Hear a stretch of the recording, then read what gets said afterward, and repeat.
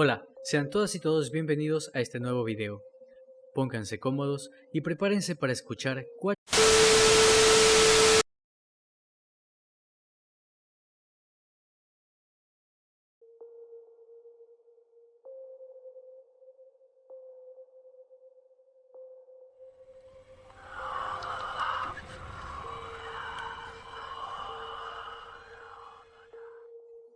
Hace unos meses, mi hijo mayor Charlie nos contó que era homosexual.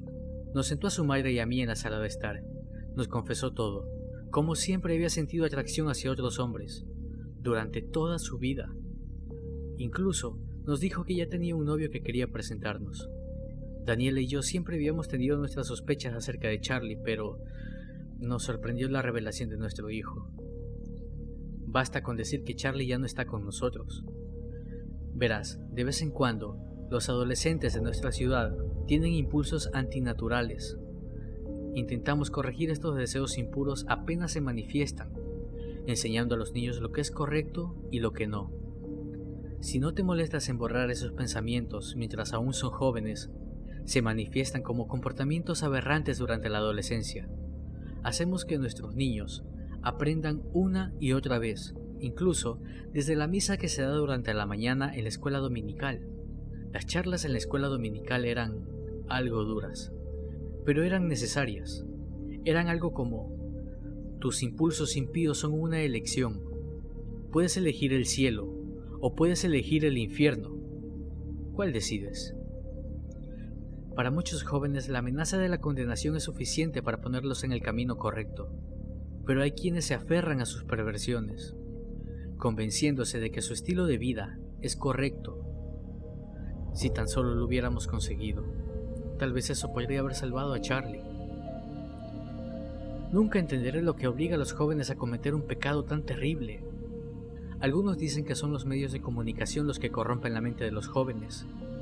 Otros piensan que es solo el mal inherente en la humanidad, que inevitablemente se filtra. Todo lo que sé con seguridad es que esos jóvenes van a ofender mucho al Señor, en nuestra ciudad, y sin remordimientos. Estoy más que seguro de que habrá gente que nos llame intolerantes. No nos importa.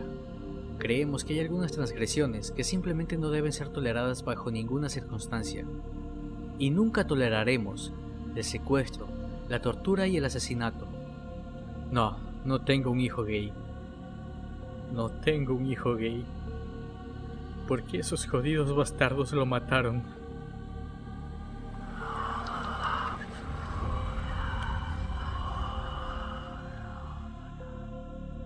Todos los días veo a mi padre en el trabajo. Finge que no me ve, pero sé que lo hace. Intento hacer lo mismo, pero eso tampoco funciona muy bien. Cuando estás en el trabajo, tienes que estar totalmente pendiente, así que hago mi mejor esfuerzo para seguir con lo que debo hacer y terminar mi trabajo. Puedo sentirlo mirándome. Bien, quiero que vea lo diferente que soy de él. No vivo bajo su sombra. Soy mi propia persona. Sé lo que te estás preguntando.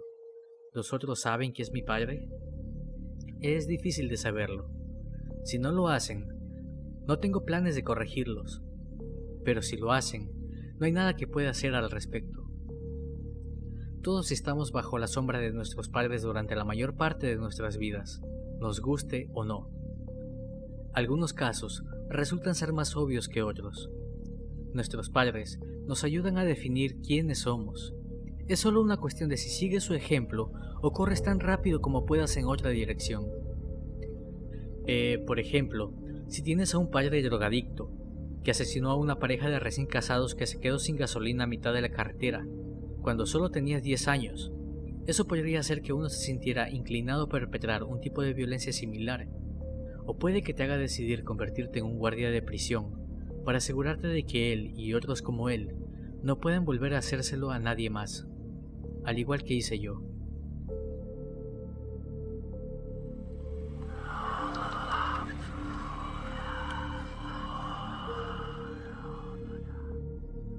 En todo el mundo, en todos los países y en todas las ciudades, tienen una de esas aterradoras casas embrujadas al final de la calle.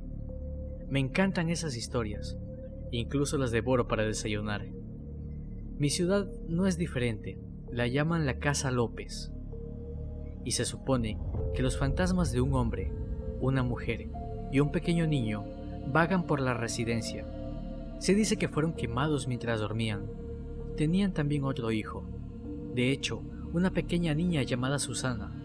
Nunca encontraron su cuerpo. Murieron entre gritos y tormentos el 1 de junio de 2015. En la medianoche del 1 de junio de 2020, entré a esa casa abandonada. Nunca nadie se atrevió a vivir de nuevo ahí, tan solo algunos valientes se habían aventurado dentro. El lugar estaba helado. Mi linterna apenas consigue penetrar las sombras. Comienzo a temblar según voy subiendo las polvorientas escaleras.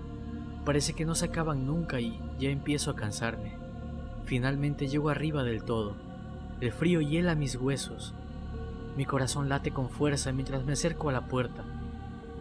La abro con esfuerzo y veo un par de sombras oscuras sobre una cuna. Escucho los llantos de un pequeño niño.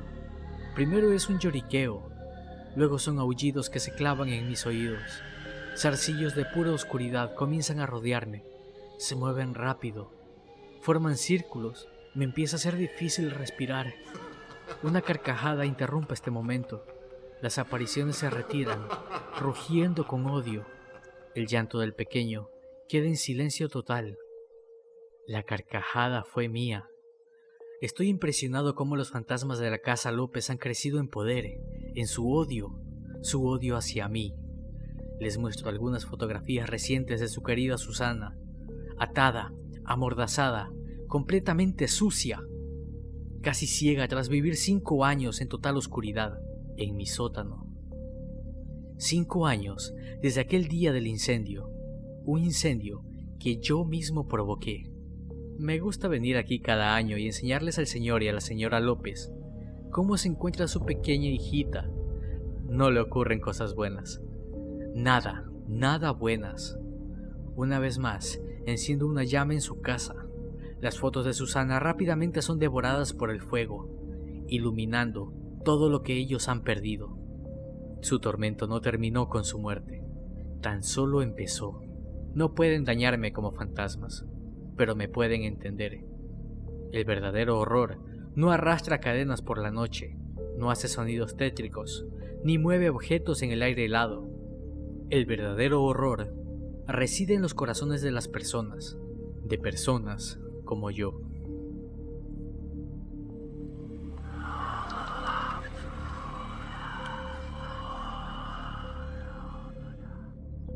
El día después de haber terminado con mi vida, conocí a mi verdadero amor.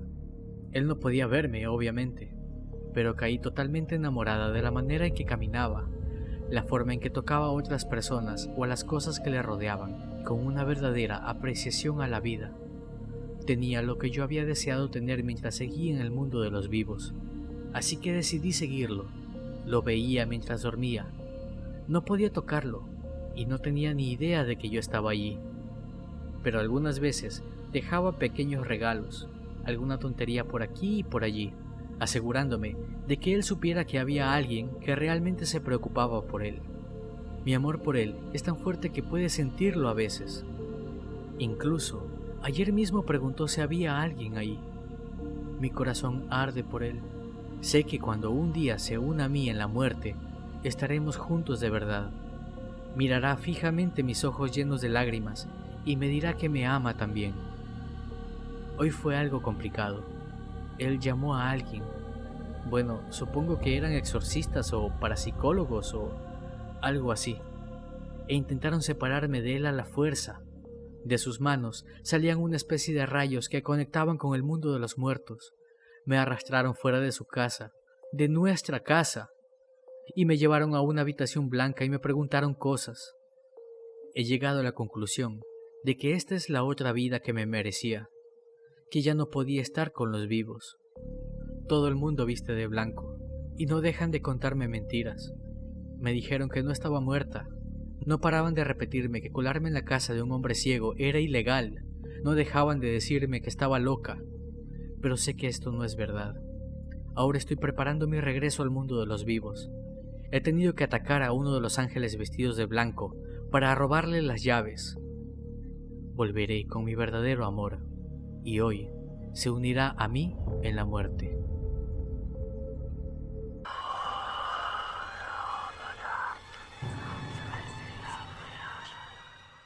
Hace ya mucho tiempo que Alondra, una pequeña niña, inocente y sin malicia alguna, era observada con sorpresa y creciente preocupación por sus padres, quienes estaban asombrados y escandalizados por las oraciones nocturnas de la pequeña, al grado de llamar al sacerdote del pueblo, quien pensaba que los padres exageraban su protección y preocupación por la pequeña. Le invitaron a cenar y a observar detenidamente el comportamiento de la chiquilla, la cual no era sino un verdadero ángel a los ojos del clérigo. Después de la cena, la dulce Alondra se despidió y se dirigió a su habitación. Entonces los preocupados padres pidieron al clérigo acompañarlos.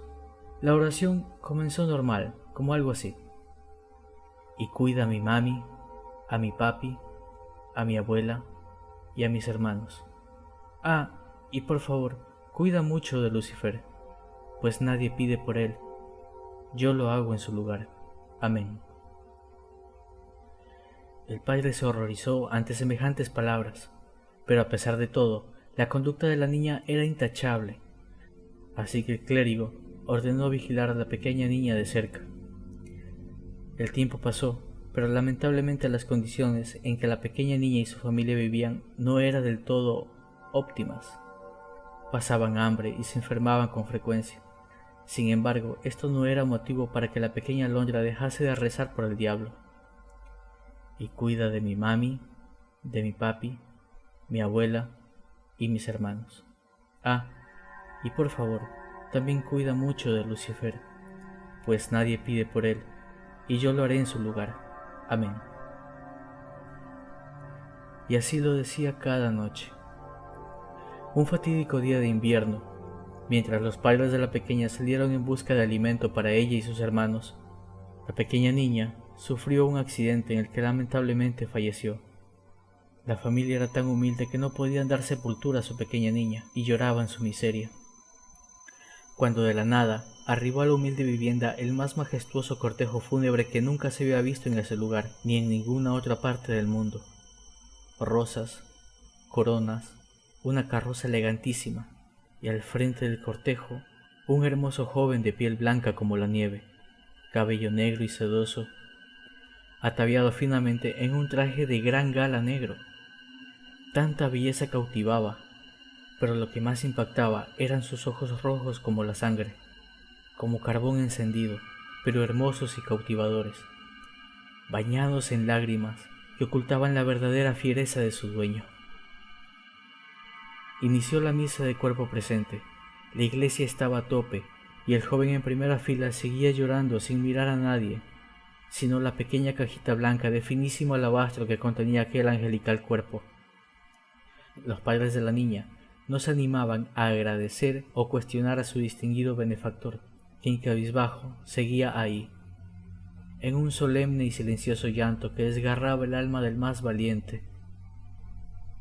Finalmente el cortejo partió al cementerio, en donde los padres, hermanos y familiares de la pequeña tan solo pudieron contemplar el sepulcro más majestuoso jamás visto. Al ingresar el pequeño féretro a su nido de descanso eterno, aquel joven estalló en un llanto que dobló a más de uno. Los padres no sabían qué hacer. ¿Cómo aquella persona desconocida podía haber amado y sentido tanto la muerte de una niña?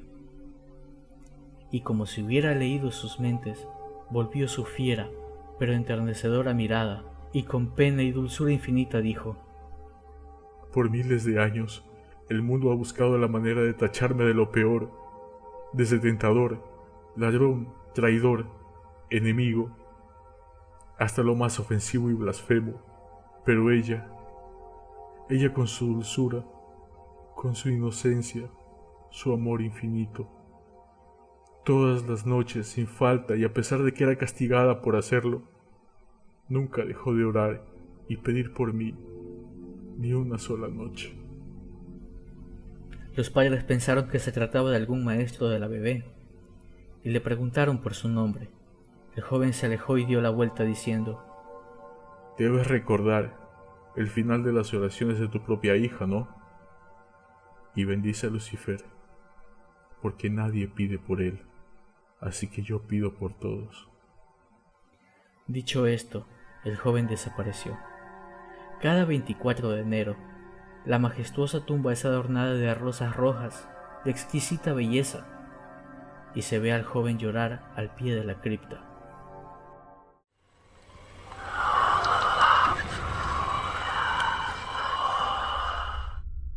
Hijo, necesitamos tener una conversación muy seria acerca de la seguridad en Internet, le dije mientras me sentaba a su lado. Su laptop estaba abierta. Jugaba Minecraft en un servidor público. Sus ojos se encontraban estancados en la pantalla. Había una ventana de chat abierta con diversos comentarios. Hijo, ¿puedes dejar de jugar un minuto? Salió de su mundo de juego, cerró su portátil y me miró con mala gana. Papá, ¿es otra de tus historias de miedo trilladas? ¿Qué? Fingí por un segundo y entonces le sonreí.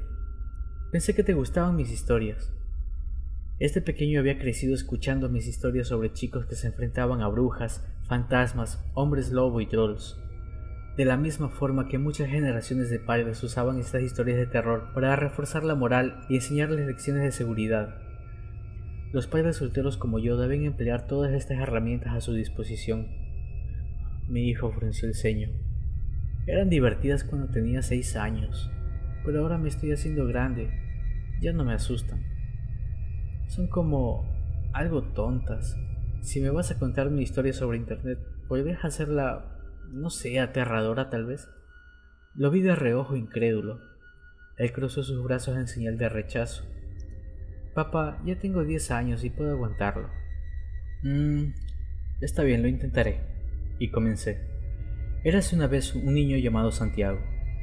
Su expresión me indicó que no lo había impresionado con el tema de introducción. Suspiró pesadamente y se conformó con otra historia trillada más de su padre. Yo continué. Santiago navegaba por varias páginas web para niños. Después de un tiempo, pasó a platicar con otros compañeros que se encontraban en el mismo juego en línea. Fue ahí que hizo amistad con un niño de 10 años llamado Helper 23. Tenían en común los mismos juegos y programas de televisión, se reían de los chistes del otro y exploraban nuevos juegos juntos. Tras varios meses de amistad, Santiago le obsequió a Helper 23 6 diamantes en el juego que estaban jugando. Fue un obsequio muy generoso. El cumpleaños de Santiago se acercaba y Helper 23 quería enviarle un regalo en la vida real. Santiago creyó que no había nada de malo en darle su dirección a Helper 23, siempre y cuando él prometiera que no se la daría a extraños o adultos.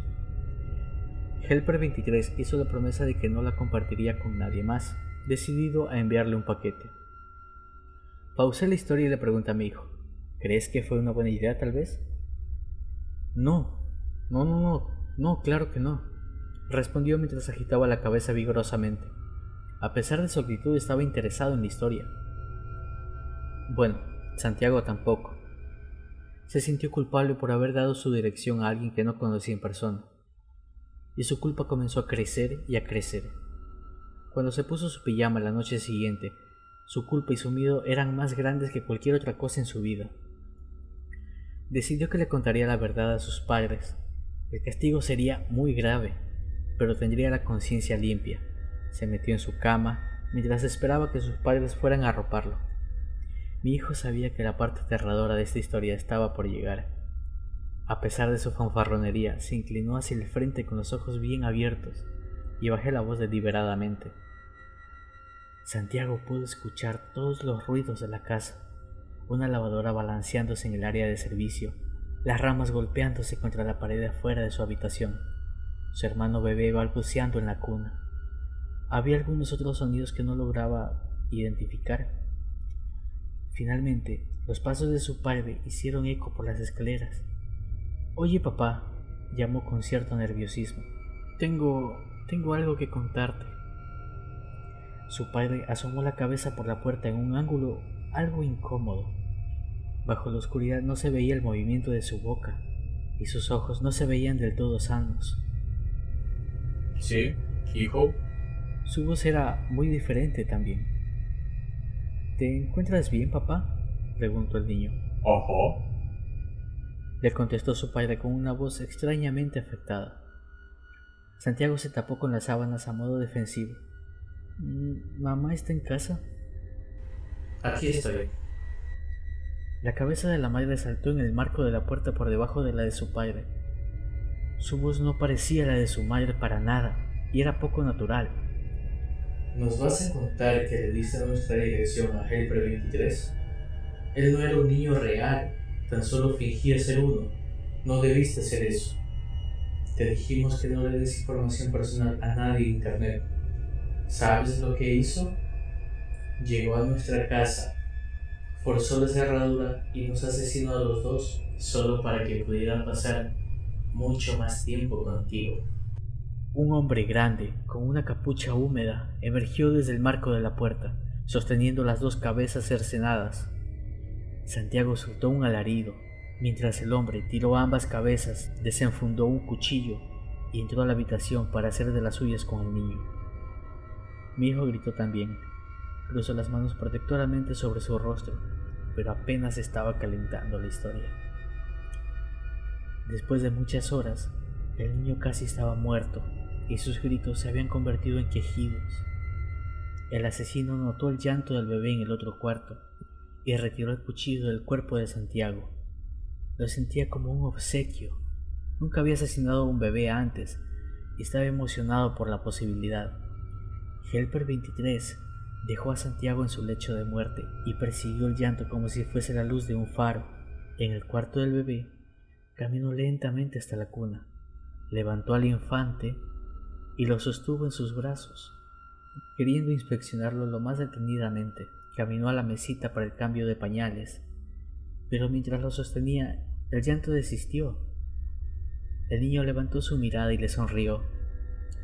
Helper 23 nunca había sostenido un bebé, pero lo arrulló con gentileza, como todo un profesional. Se limpió su mano sangrienta en la sábana para poder acariciar las mejillas del bebé. ¿Qué tal, pequeñín? ¿Qué sonrisa tan bonita? La hermosa ira del sadismo se derritió en algo más cálido y sumiso. Salió de la habitación y se llevó al bebé a casa. Lo nombró William y lo crió como si fuera suyo. Luego de que terminé la historia, mi hijo estaba visiblemente abatido. Entonces le dije: espero que hayas aprendido que no debes darle tu información a nadie en internet. ¿Ok? Que descanses, William.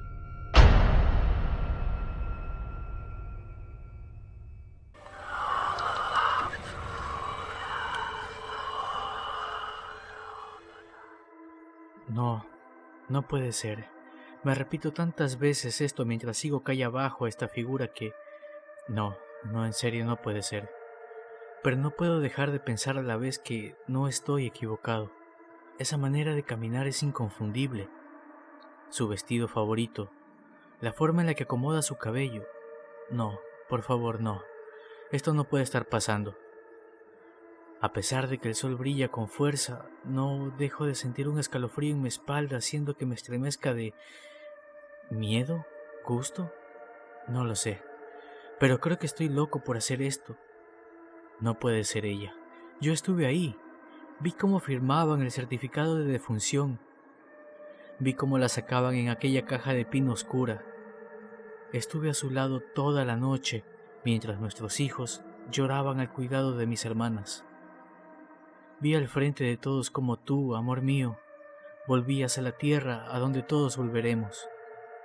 Ahora persigo a alguien que no puede ser ella, pero mi corazón y mi mente me indican lo contrario. Necesito acercarme, tocarla, asegurarme de que no es la misma persona que yo amé con toda mi alma, que no es ese cuerpo que lleva más de un año en el foso de tierra en el cementerio de esta ciudad.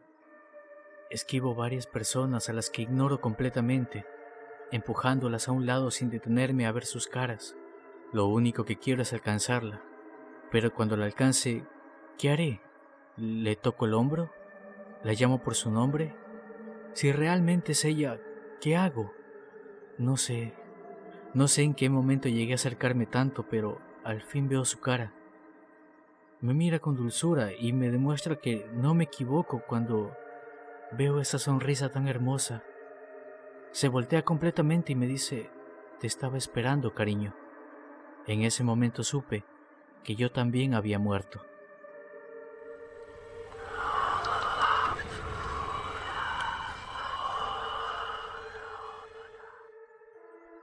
En una casa para estudiantes universitarios, compartí en el cuarto dos muchachas que eran muy diferentes. Una se llamaba Laura, estudiosa y respetuosa de su horario, y otra chica llamada Carolina, que aunque sacaba notas decentes, le encantaba salir de fiesta los fines de semana con sus compañeros de clase. Una noche tranquila, mientras Carolina llegaba ya a las 3 de la mañana, se encontró con la luz del cuarto apagada, y siendo amable con su compañera de habitación, y por respeto a sus horarios de sueño, decide no encender la luz. Así a oscuras pudo encontrar su ropa de dormir. Se cambia y fue directo a la cama, con la esperanza de que la mañana siguiente no le fuera tan mal en el examen que le esperaba. La alarma de la joven suena a las 7:30 de la mañana. Abrió sus ojos y un grito desgarrador salió de su boca, cuando alcanzó a distinguir lo que antes era el cuerpo de su amiga, regado por toda la habitación, en charcos de sangre enormes, sus intestinos colgando de la cama, las piernas en el escritorio, los brazos en la silla y el rostro de la joven que había sido desprendido de su cráneo encima de la almohada roja que antes era de color blanco. Los gritos de Carolina pararon en seco cuando se desmayó al haber leído en la puerta algo escrito con la sangre de su amiga. ¿No te alegra no haber encendido la luz?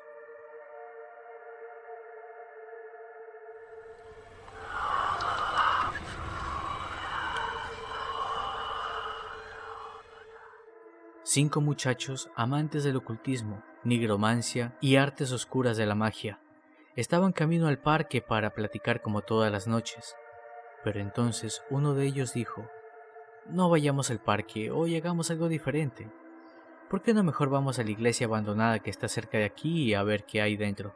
A los demás les pareció una buena idea y se organizan para hacer rituales, para entretenerse y practicar un poco, puesto que, aunque les gustaban este tipo de cosas, no tenían mucha experiencia realizando rituales. Una vez dentro de la iglesia, agarraron una mesa maltrecha que olía a humedad, pero era más que suficiente para lo que querían hacer. Empiezan con los versos de inicio. Comenzaron la sesión que la verdad no pintaba muy bien, ya que ninguna ánima se presentaba y la verdad todo se estaba tornando aburrido. Uno de los chicos dijo: «Ya me aburrí. Hubiésemos ido al parque a beber algo». El chico que tuvo la idea de ir a la iglesia para no sentirse tan culpable, dijo en voz alta: «Si hay alguien en este lugar que los moleste, toquen 3 veces la puerta». Inmediatamente se escuchan 3 golpes fuertes. Todos quedaron helados de miedo, pero el joven nervioso se atrevió a preguntar quiénes eran los que disgustaban a aquellas almas en pena. Algo tiró de la camisa de los jóvenes, indicando que eran ellos los destinados a irse. Aliviados, pero aún asustados, los jóvenes salen del lugar, corriendo con todas sus fuerzas hasta que la iglesia se perdía a la distancia. Cuando los chicos comenzaron a tranquilizarse, se escucha un estruendo detrás de ellos. Era la iglesia derrumbándose a sus espaldas.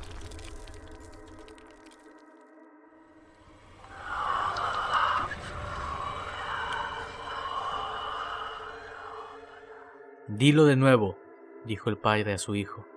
«Lo siento, papá», le respondió el pequeño. «Debes decirlo de nuevo, no te creo en lo absoluto», insistió el hombre. «Papá, en serio, no fue mi intención». Pero el padre siguió sin creerle, por lo cual abofeteó al pequeño hasta que su pequeña carita se tornó roja por los golpes. «Maldita sea, no te creo nada». En eso, el pequeño, entre lágrimas y sollozos desgarradores, balbuceó: «Yo no quería, papá, no quería hacerlo.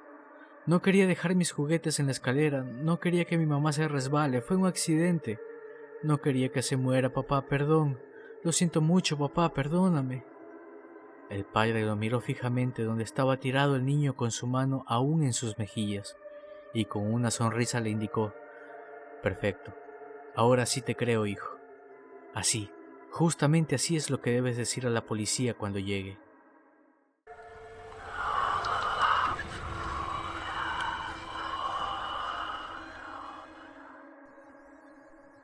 Detesto cuando mi hermano Charlie tiene que irse. Mis padres siempre me explican que está enfermo, que tengo mucha suerte de no sufrir lo mismo que él, y que mi salud mental está muy bien. En ocasiones, cuando le comento a mis padres lo aburrido que estoy sin Charlie para jugar, me hacen sentir muy mal. Dicen que mi aburrimiento no se compara al de mi hermano, ya que estar encerrado en una habitación oscura de un psiquiátrico es mucho peor que estar encerrado en casa. Siempre le suplico que le den otra oportunidad, que ahora sí se portará bien. Al principio lo hicieron sin protestar. Charlie volvió a casa varias veces, pero cada vez su estadía era más corta que la anterior, porque cada vez, sin falta, todo empezaba de nuevo. Gatos y perros pequeños del barrio desaparecían, y los encontraban siempre con los intestinos de fuera, dentro del baúl de juguetes de Charlie. Encontraron las navajas a afeitar de mi padre al final del tobogán del parque al otro lado de la calle. Las vitaminas de mi mamá estaban reemplazadas por trozos de tabletas de lavavajillas. Mis padres ahora se lo piensan más cuando les pido que lo dejen salir. Dicen que su trastorno lo hace comportarse encantador y educado, y que le facilita fingir normalidad para engañar a los médicos que lo cuidan, para que piensen que está listo para la rehabilitación. Me dicen que tengo que soportar mi aburrimiento otra temporada, para así poder estar a salvo de él. Odio cuando mi hermanito Charlie tiene que irse. Me hace tener que fingir ser bueno hasta que vuelva.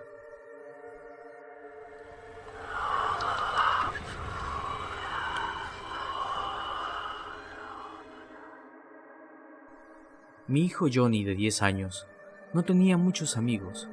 De hecho, creo que solo tiene unos cuantos en la escuela. No es que tenga algún problema para socializar, solo que no le gustan las mismas cosas que a todos. Mi esposa y yo tampoco somos unas personas que nos guste estar muy seguido con gente, así que comprendimos que quisiera su espacio, pero tampoco es bueno que esté mucho tiempo completamente solo. Un sábado por la tarde, mientras mi esposa y yo estábamos yendo a hacer las compras, vimos a un pequeño gatito sentado entre la basura. Nos dio una mezcla de ternura y tristeza, así que decidimos llevarlo a casa. Después de todo, podría hacerle compañía a nuestro hijo, y esperaba que se lleven muy bien. No me equivoqué. Al llegar a casa, mi hijo abrió los ojos con una emoción que no puedo explicar con palabras. Hace mucho tiempo que no veía tanta felicidad en el rostro de mi hijo. Lo lavó y corrió a la tienda más cercana para comprarle algo de leche y comida. Lo nombró Salem, sí, como el gato de Sabrina. Pasaban mucho tiempo juntos, y ya que mi hijo nunca fue de esos niños que le gustaba pedir dinero para todo, le hizo unos juguetes, con trapos viejos, alambres y limpiapipas. Apenas llegaba a casa de la escuela, lanzaba su mochila a una esquina de la habitación, para así poder jugar con Salem. Para nosotros también era una alegría tener a Salem en nuestras vidas. Dormía con nosotros en las noches. Lo escuchaba ronronear en mi pecho. Y era muy tierno ver cómo pedía comida a mi esposa, mientras ella veía la televisión y comía alitas de pollo. Amábamos mucho a Salem. Se convirtió rápidamente en el mimado de la familia. Era como tener otro hijo, y Johnny lo tenía como un pequeño hermano. Salem ya tenía 3 semanas en casa, cuando nuestro hijo empezó a toser y estornudar. Sus ojos se ponían rojos e hinchados. Pensé que era una reacción alérgica a algo, y fui a la farmacia más cercana a comprar algún medicamento. Y a medio camino, recibo una llamada de mi esposa, que me dice que regrese lo más pronto. Nuestro hijo estaba convulsionando. Doy media vuelta de manera violenta. Es más, casi atropello a una señora en la vereda. Pero de todas maneras llegué a casa lo más rápido que pude, para llevar a nuestro hijo al hospital más cercano. Lo cargué y empezó a escupir espuma. Mi esposa puso a Salem en su jaula y fuimos al hospital. Estuvimos 3 horas en la sala de espera, cuando llega el doctor y ve a Salem en su jaula. Señores, su hijo presenta una enfermedad que no es una simple alergia. De hecho, es muy rara su enfermedad, y es causada por ese gato que tienen allí.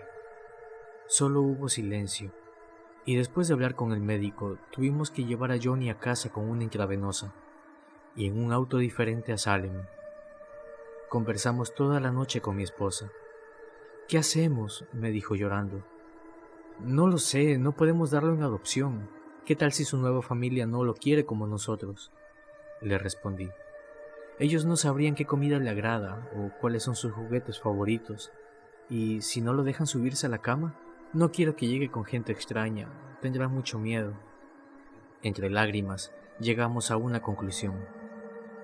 Nunca había hecho esto, pero no había de otra. Agarré una soga y la puse alrededor de su cuello, y apreté lo más fuerte que pude. Se movía mucho y rasguñaba mis brazos, pero cuando vi sus ojos volverse rojos por la presión en su cuello, solté el llanto más horrible que jamás antes haya tenido, y solo le decía, perdón, perdón, no hay otra salida. Esa misma noche, hice un agujero en el jardín donde pusimos su pequeño cuerpo. Era la única opción. Después de todo, no podríamos vivir sin Salem.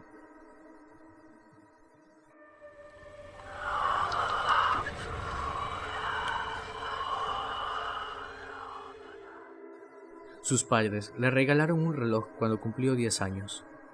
Era un reloj de pulsera de plástico gris, muy ordinario en todos los aspectos, excepto por uno.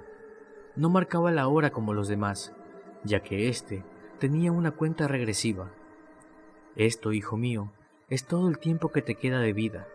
Úsalo sabiamente, le dijeron sus padres, y de hecho lo hizo. A medida que el reloj retrocedía, el niño, que ahora era un hombre, vivió la vida al máximo. Subió montañas y nadó océanos, habló, se rió, cantó y amó. El hombre nunca tuvo miedo de nada, porque sabía exactamente cuánto tiempo le quedaba de vida. Pasaron varios años y el reloj pitó una vez, señalando que iniciaría una cuenta regresiva. Ya era la hora. El anciano se quedó mirando a todos a su alrededor, todo lo que había hecho, todo lo que había logrado. 5. Le dio la mano a su antiguo socio de negocios, el hombre que durante años había sido su amigo y confidente. 4. Su perro vino y lamió su mano, ganando una palmadita en su cabeza por la compañía que le había brindado. 3. Abrazó a su hijo, sabiendo que había sido un buen padre. 2. Besó a su esposa por última vez y le regaló un último te amo. 1. El anciano sonrió y cerró los ojos. Entonces no pasó nada. El reloj sonó una vez más y se apagó. El hombre seguía sentado allí, muy vivo. Uno pensaría que se alegraría en ese momento. En cambio, por primera vez en su vida, el hombre tuvo miedo.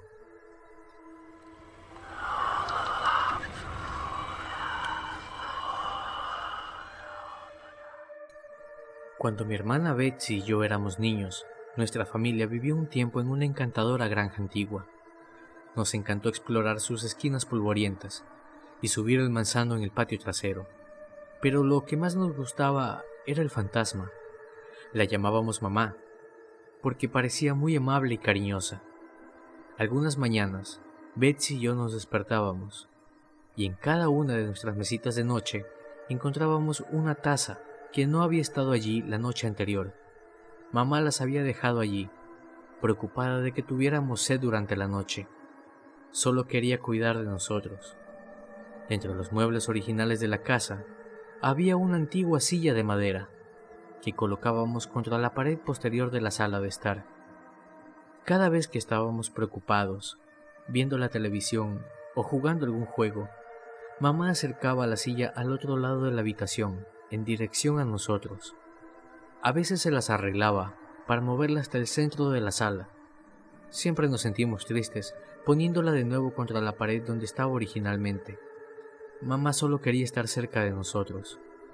Años más tarde, de hecho mucho tiempo después de mudarnos, encontré un viejo artículo de periódico sobre el ocupante original de la granja. Era una viuda. Había asesinado a sus 2 hijos, dándoles a cada uno una taza de leche envenenada antes de acostarlos. Luego se había ahorcado. El artículo incluía una foto de la sala de estar de la casa de campo, con el cuerpo de una mujer colgando de una viga.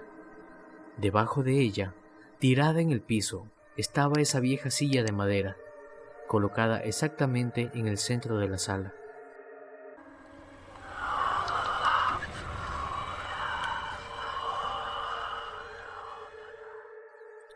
Estaba celebrando Año Nuevo con un amigo cercano cuando tocan la puerta de la casa. Me dirigí hacia la puerta para ver quién era. La abrí y era un amigo de la infancia. Su pelo estaba canoso por el paso del tiempo y tenía marcadas las arrugas de la frente. Lo invité a pasar y él se sentó en una de las sillas de la habitación. Saludó a mi acompañante y comenzamos a conversar. ¿Les cuento una historia de terror de Año Nuevo?, preguntó Rafael, que así era como se llamaba mi mejor amigo. Asentimos con la cabeza y comenzó. Un día como hoy, una familia estaba celebrando Año Nuevo.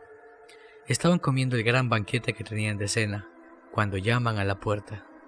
La madre se levanta de la mesa y se dirige a la entrada para ver quién podría ser. Tal vez un amigo de la familia o algún pariente, pero no era así.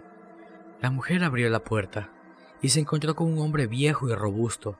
Este sostenía un cuchillo de carnicero en las manos.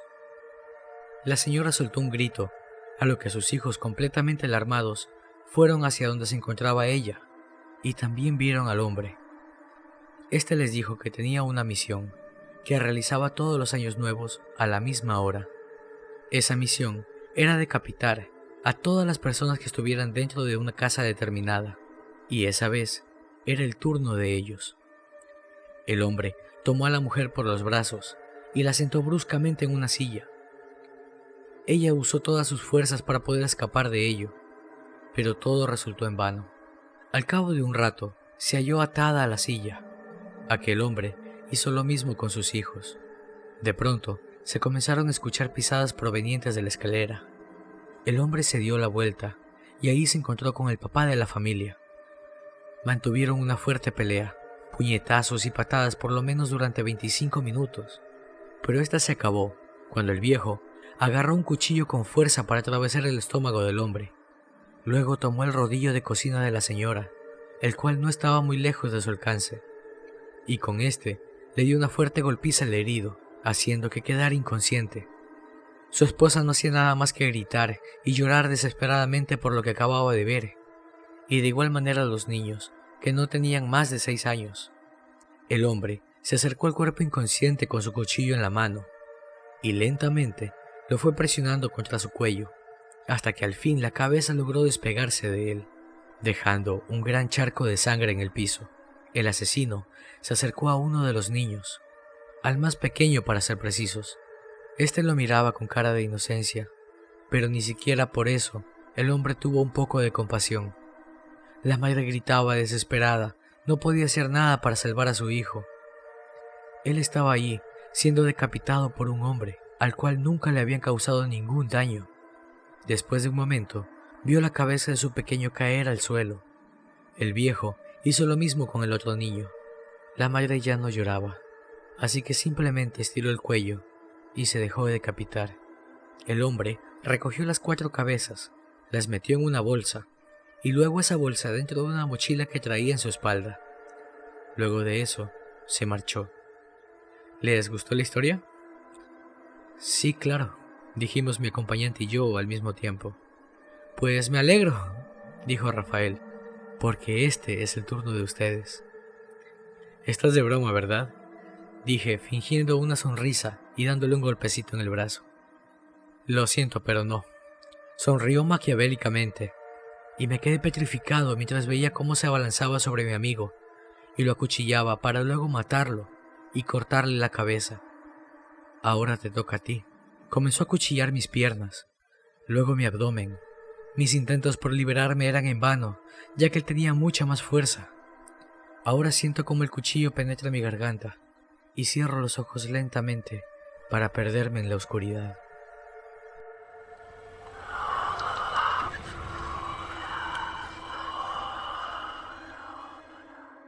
En Año Nuevo, mi madre, mi hermano, el mejor amigo de mi hermano y yo fuimos a celebrar a Lasertag, un local de videojuegos y pistolas con láser con las que puedes jugar. Pasamos una tarde increíble y ya para regresar a casa Nos subimos al auto con mi madre al volante. Justo en ese momento, nos percatamos de que en medio del camino se encontraba un hombre mirándonos. Estaba vestido con ropa de camuflaje. No hizo ningún intento por moverse.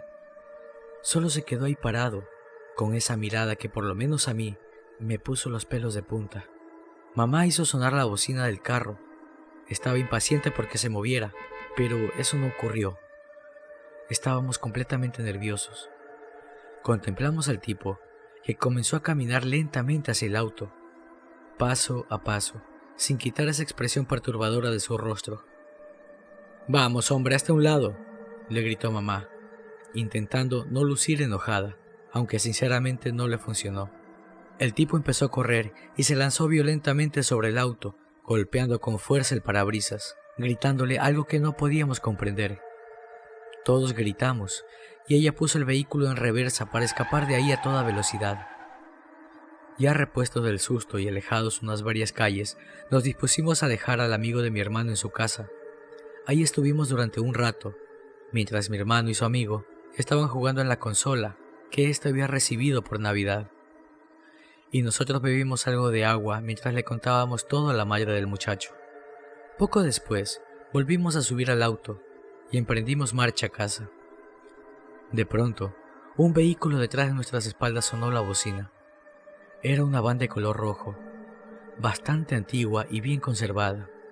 Lo que nos asustó de sobremanera fue ver al conductor. Era nada más y nada menos que el tipo de la ropa de camuflaje, observándonos con un verdadero odio en su mirada, y ahora parecía que quería alcanzarnos a toda costa. Mi madre aceleró intentando perderlo, pero nada de esto funcionó.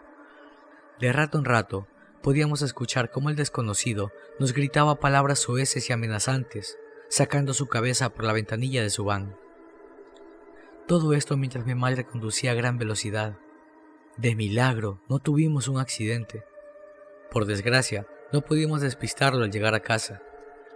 Bajamos a toda velocidad, entramos y cerramos las puertas, ventanas y cortinas, y procurando no encender las luces. Mientras mi madre llamaba a la policía, me atreví a asomarme desde una ventana y vi que la van estaba estacionada en la acera del frente. Permaneció ahí un buen rato, hasta que al cabo de 5 minutos se marchó, y casi al instante llegó una patrulla.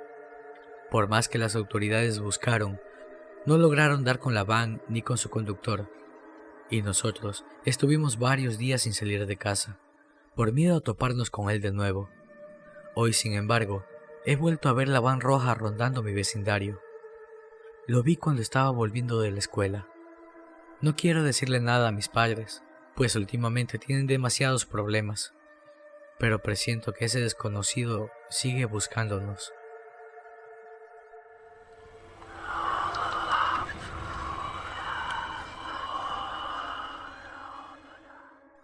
Cuenta la leyenda que en un pequeño pueblo, perdido entre las montañas, hace ya más de 50 años, que algunos de sus habitantes han vivido atemorizados por un hecho, el cual cambió la vida del pueblo para siempre.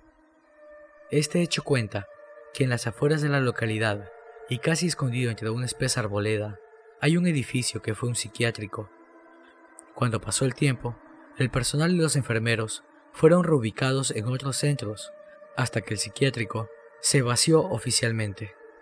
Pero en el pueblo empezó a circular el rumor de que a ciertos enfermos problemáticos los habían olvidado a propósito, lo cual celadores del psiquiátrico habían confirmado, agregando que muchos enfermos habían sido atados con correas a sus camas, abandonados sin alimento ni agua, y sellando e insonorizando sus habitaciones para que nadie pudiera saber nunca más de ellos.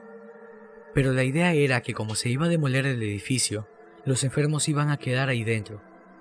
Por lo tanto, no iban a sufrir una larga muerte. Aunque la idea incluía demoler el edificio con los enfermos dentro, esto no ocurrió, condenando a sus inquilinos a una muerte segura y horrible. Pocas semanas tras el abandono del edificio, muchos habitantes del pueblo empezaron a oír feroces gritos por las noches que provenían del edificio del psiquiátrico. Nadie quería hablar de lo sucedido, pues aquellos locos ya deberían estar muertos. Llevaban más de un mes sin alimento ni líquido, encerrados, atados, La situación se complicó más, porque cada noche desaparecían animales de sus granjas y corrales, y aparecían trozos de algunos de ellos por el pueblo. Los rastros de sangre que salían desde las cercas del ganado conducían hasta el antiguo psiquiátrico. Hubo quien dijo haber visto por las noches a lo lejos a una mujer vestida de negro, de aspecto fantasmal y armada con una daga, destripar a los animales y llevarse muchos de ellos, para luego perderse en la negrura de la noche, camino del siniestro edificio. Pasaron las semanas y el ganado del pueblo seguía desapareciendo, y un día de fin de año, los vecinos decidieron poner fin al robo de animales, aunque esto fuese obra de un fantasma. Así que durante la noche montaron guardia en todos los corrales y cercados. Uno de los vecinos que vigilaba encontró al ladrón con las manos en la masa y llamó al resto de personas. Delante de ellos había una figura tapada con una manta negra, flotando a unos centímetros sobre el suelo, con una daga que movía de forma habilidosa mientras decapitaba a un pollo que tenía sujeto. Con una velocidad sobrenatural, la figura partió volando hacia el edificio al verse descubierta. Todos los vecinos fueron tras ella. Entraron salvajemente al edificio y quedaron petrificados al ver que en la sala frente a ellos había varias decenas de cuerpos extremadamente delgados, encogidos y de largas melenas. Estaban tirados por el suelo, acurrucados en los rincones, y cientos de trozos de animales junto a una gran cantidad de sangre estaban esparcidos entre ellos. En el centro, la figura de la dama con manta negra permanecía de pie, levitando con el pollo ensangrentado y la daga en sus manos. Salieron de allí despavoridos, y a partir de entonces, cada fin de año, los vecinos de este pueblo dejan algunas gallinas, cerdos u otros animales en la entrada de la arboleda, y gracias a ello, dicen los viejos del lugar, que los gritos no se han vuelto a escuchar por las noches. Lo que bien es cierto es que esos animales cada mañana de Año Nuevo han desaparecido.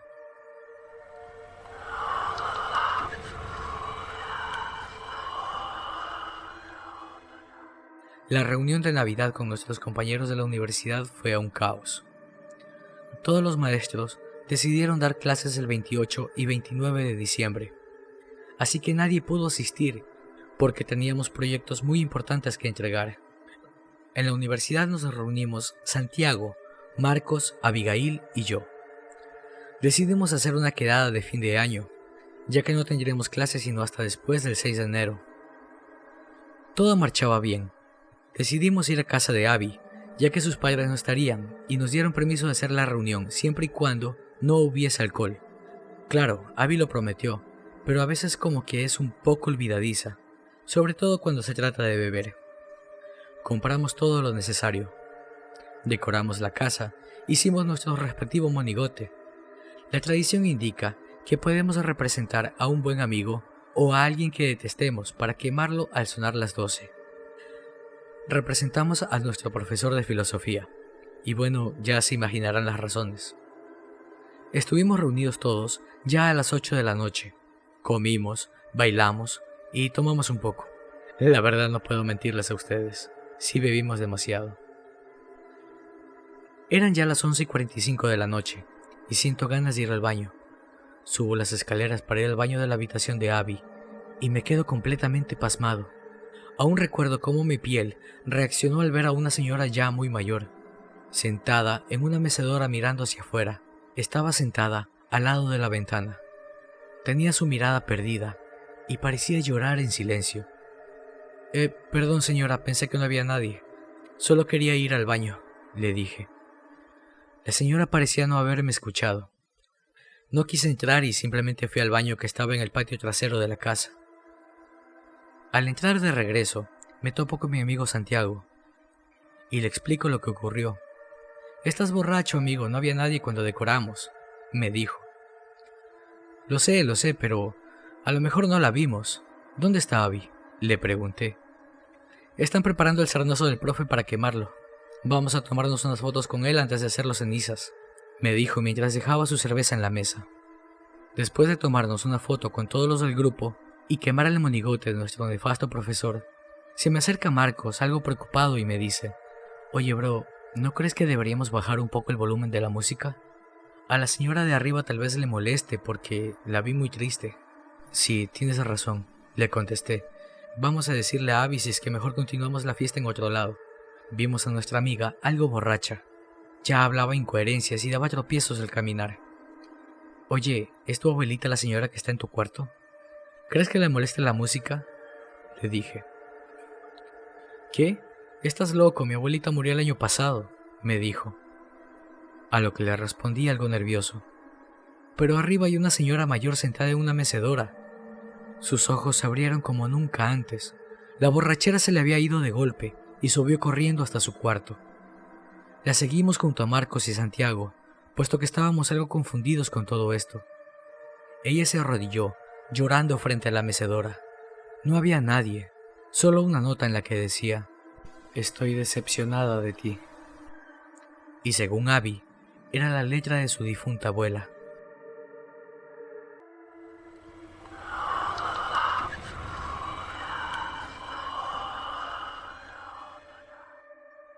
Ya son muchos años y siempre he estado ahí.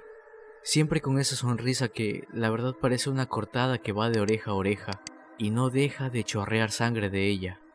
No tiene el cabello como lo tendría alguien más. Son simplemente mechones largos y el cabello de esos mechones es muy grueso y enredado. Tiene solo la piel blanca y dura donde deberían estar sus ojos. Me refiero a que no los tiene, pero siento como si pudiera observarme. Y cuando lo hace, su sonrisa es más grande. Mide, no lo sé, alrededor de 2 metros calculo. Es muy pálido, tanto que parece prácticamente blanco, y se puede observar el color verde y azul de sus venas. Sus largos brazos terminan en unos dedos extremadamente flacos, con uñas puntiagudas, llenas de mugre y aparentemente podridas. Lo vi por primera vez cuando tenía cerca de unos 6 años. Me había despertado en la madrugada con ganas de ir al baño y sentí que alguien me observaba. Cuando me percaté de él, solo pude gritar desesperadamente hasta que mis padres llegaron a mi cuarto. Les conté lo que ocurrió, pero mi padre simplemente no me creyó y solo se enojó. Me dijo que no había nada y que simplemente vaya a dormir.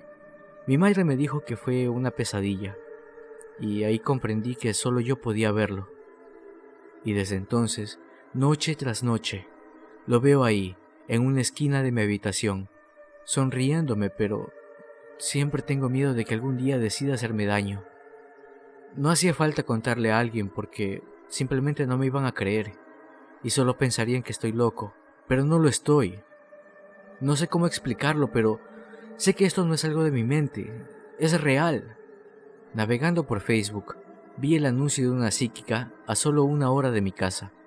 La verdad es que no tengo muchas esperanzas de que me ayude y sea solo una farsante. Pero veo a esta criatura todas las noches. ¿Cómo no podría creer mínimo en una psíquica? Dije que me sentía mal en el trabajo y que necesitaba irme urgentemente. Agarré mi auto y fui con la psíquica. Apenas abrí la puerta, me quedé paralizado. Esa cosa apareció allí, sentado al lado de la psíquica. Ella solo me dijo: «Siéntate. Vienes por él, ¿verdad?». Ahí me di cuenta de que ella también podía verlo. Le rogué que me ayude, que tenía ya muchos años aguantando el miedo todas las noches. Solo me dijo: «Habla con la gente de él, descríbelo lo mejor que puedas, todo su aspecto, y que alguien lo imaginará tal y como es, y que una noche volteará a la esquina de su habitación, y ahí estará él, parado, inmóvil, con esa aterradora sonrisa, y ya no será tu problema. Así que espero que tú que estás escuchando esto, puedas imaginarlo y llevártelo contigo».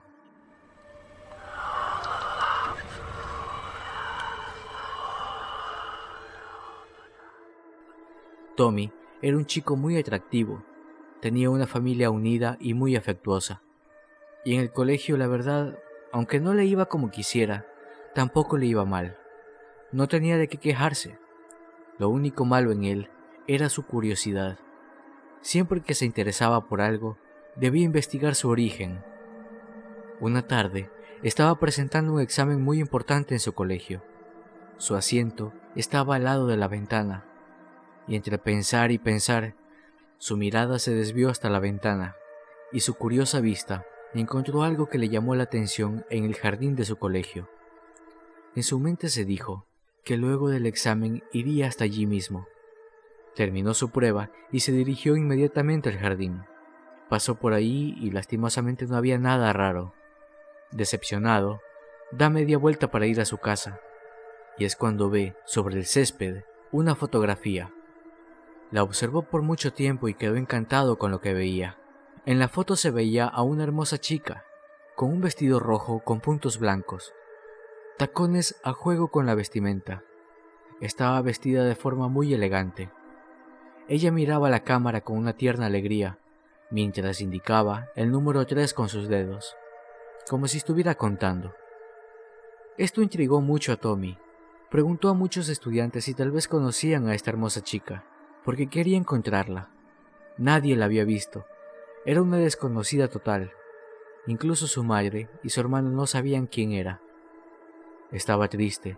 Quería conocerla. Tal vez podían ser buenos amigos o... bueno. El asunto es que estaba decepcionado por no encontrarla, así que simplemente se fue a dormir. Intentó dormir por varias horas, pero aparecían sombras y ruidos extraños que no dejaban de escucharse. Se levanta un momento y ve por la ventana a una chica, idéntica a la de la foto. Rápidamente agarra la fotografía, bajó las escaleras y salió de su casa para avisarle que había encontrado su foto. Tommy estaba muy feliz.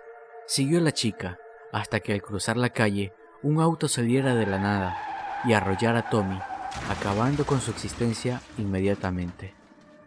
Tommy jamás soltó la fotografía. El conductor estaba asustado y alarmado por lo que acababa de ocurrir. Se baja del auto esperando que el pobre chico aún siga con vida.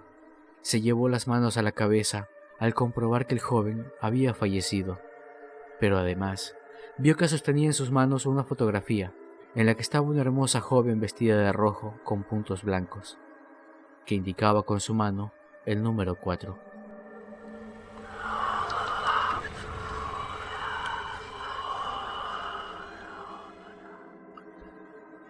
Leonor se mudaba de nuevo. A su madre le encantaba la restauración, así que su predilección por las casas antiguas empujaba a la familia a viajar constantemente. Era la primera noche que dormían allí, y como siempre su madre le había dejado una pequeña bombilla encendida para espantar todos sus miedos. Cada vez que se cambiaban de casa le costaba conciliar el sueño. La primera noche apenas durmió. El crujir de las ventanas y el golpe de las ramas de los árboles en el vidrio la despertaba continuamente. Al pasar 3 días, empezó a acostumbrarse a los ruidos y durmió profundamente. Una semana después, en una noche fría, un fuerte ruido la despierta de golpe. Había tormenta, y la ventana se había abierto de par en par por el fuerte vendaval. Presionó el interruptor de la luz, pero no se encendió. El ruido volvió a sonar, esta vez desde el otro extremo de la habitación. Se levantó corriendo, y con la palma de la mano extendida sobre la pared, empezó a caminar en busca de su madre. Estaba completamente a oscuras. A los 2 pasos, su mano chocó contra algo. Lo palpó y se estremeció al momento. Era un mechón de cabello. Justo en ese momento, un relámpago ilumina la estancia, y vio a un niño, de su misma estatura, frente a ella. Corrió desesperadamente por el pasillo, gritando hasta que se topó con su madre. ¿Tú también lo viste?, le preguntó. Sin siquiera haber preparado el equipaje, salieron de su casa inmediatamente. Volvieron al amanecer tiritando y con las ropas mojadas. Se encontraron todo tal cual lo habían dejado, menos el espejo de la habitación de la niña. Un mechón de cabello colgaba de una de sus esquinas, y en el vidrio estaba escrita la palabra fuera. La familia se mudó de manera definitiva para dejar atrás esa pesadilla. Leonor había empezado a ir a un nuevo colegio y tenía nuevos amigos. Un día, la profesora de castellano les repartió unos pequeños periódicos antiguos para una actividad. La niña abrió los ojos y salió del aula corriendo y llorando a gritos. En una de las portadas vio al mismo niño una vez más, bajo el titular: Aún no se encuentra, el cuerpo del pequeño Mike.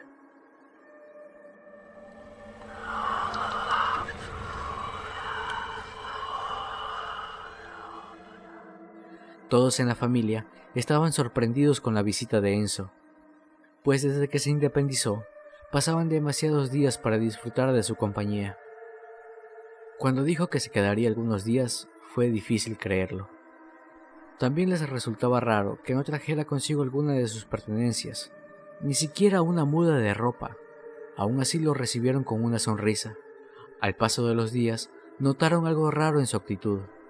Él se veía mal, descuidaba su aspecto, además no comía ni dormía bien. Solo se encerraba en una habitación y estaba tan nervioso que su propia respiración lo asustaba. Por más que insistieron en saber el motivo de su desesperación, se mantenía en silencio y se marchaba comiéndose las uñas. Decididos a averiguar lo que sucedía, aunque no fuese de su propia boca, 2 de sus hermanos fueron a su apartamento para buscar algún indicio de su estado de ánimo. Apenas entraron, vieron que el lugar era todo un desastre.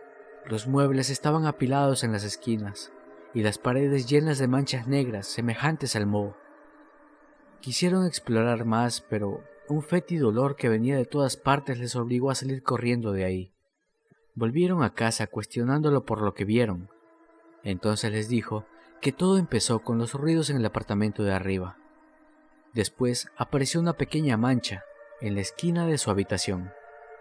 Y un día, mientras se rasuraba frente al espejo, vio que la suciedad se expandía rápidamente. Antes de que pudiese voltear su cabeza, en el reflejo presenció todo. El pálido rostro de una jovencita emergía de aquella negrura, y en la cuenca de sus ojos no había otra cosa que oscuridad. Cuando miraba fijamente, ni siquiera la notaba, pero sabía que ella estaba allí por el fétido olor que nunca más se marchó. Supo también que a veces se posaba sobre su cama, pues la sentía flotar cerca. Sin embargo, no podía verla, a menos que fuera en el reflejo de la pantalla de su celular. No tuvo el valor de preguntarle algo, mucho menos de convivir con ella, aunque no pudiera verla la mayor parte del tiempo. Solo se marchó y no pensaba volver allí jamás, lo cual resultaba perfecto para su vecino de arriba. Así podría seguir con su terrible práctica de asesinar jovencitas, ahogándolas en su bañera. Eran ya tantas en la lista, que todo aquel dolor no pudo irse como siempre por las tuberías, y empezaba a manifestarse en las paredes de los vecinos, que en su mayoría huyeron sin tenderles la mano, dejando que aquellas se convirtieran en una simple mancha en el muro.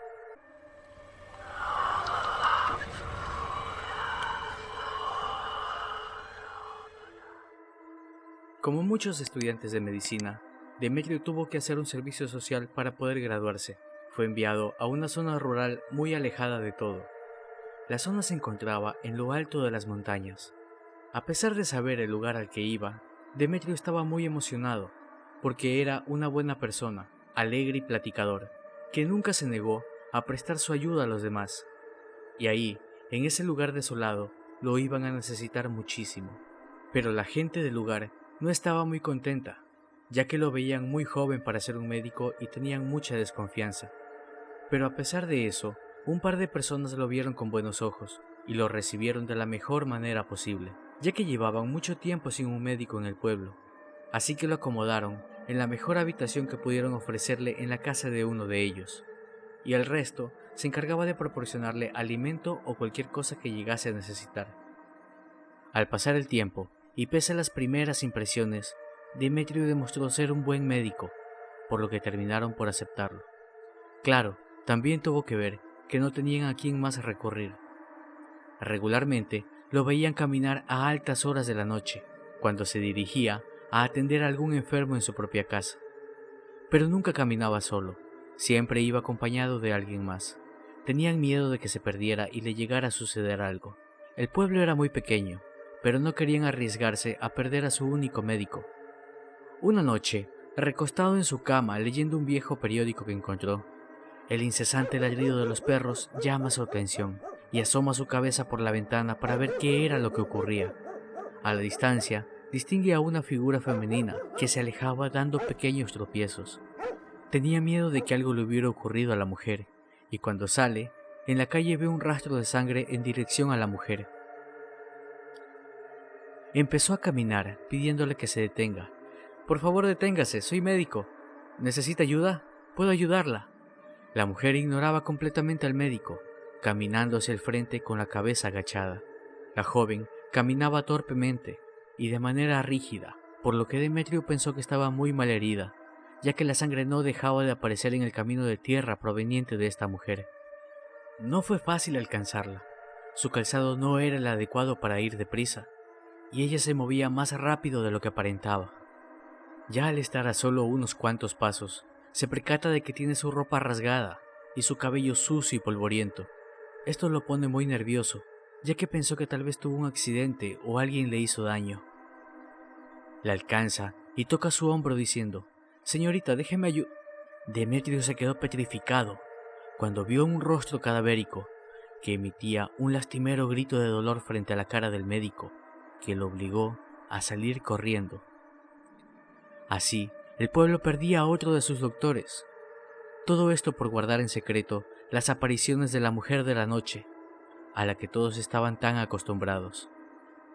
A diferencia de las personas de la ciudad, que hace mucho tiempo olvidaron que cosas como esta existen.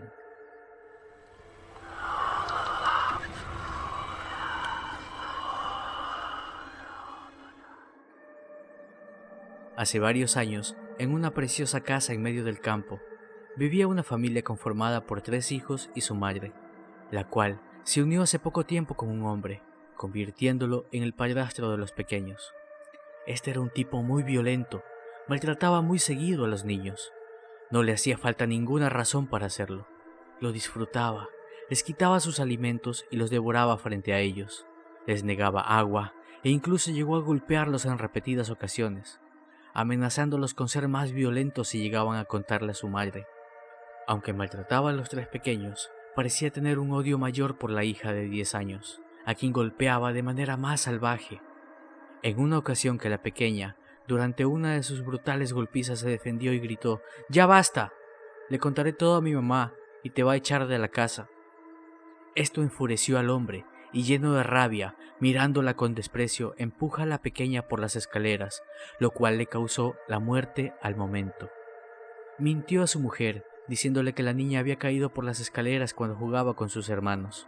Pero como el hombre tenía ya su historia de violencia, convence a su mujer de que lo mejor sería irse de la casa, ya que lo acusarían falsamente.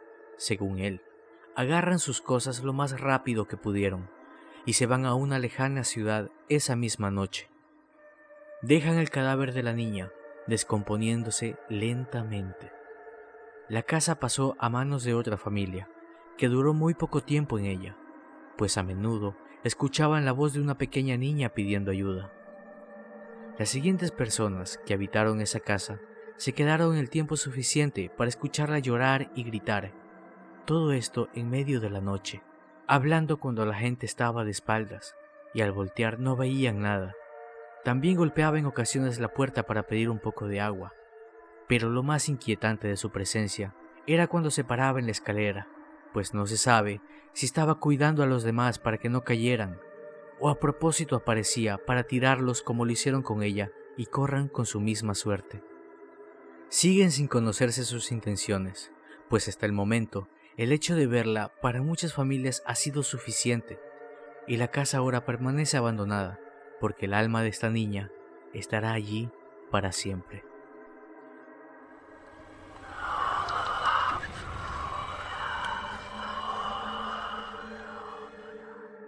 Todo iba normal en mi día.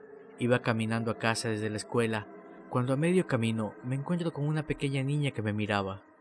Iba vestida con harapos, tenía una mirada muy profunda y una sonrisa de oreja a oreja. Me causó escalofríos. La ignoré y continué mi camino. Justo a unos pasos de llegar a mi casa, la vi nuevamente. Estaba muy cerca del pórtico sonriéndome. Rápidamente entré a mi casa esquivándola por menos de 1 metro. Ya a media tarde estaba conversando con mis amigos en un grupo de Facebook acerca de la tarea que teníamos asignada. En ese momento me llegó una solicitud de amistad y sin pensarlo mucho Presioné el botón de aceptar.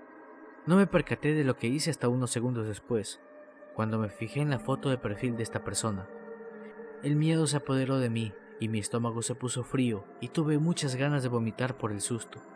Era la foto de la niña sonriente que me estaba siguiendo.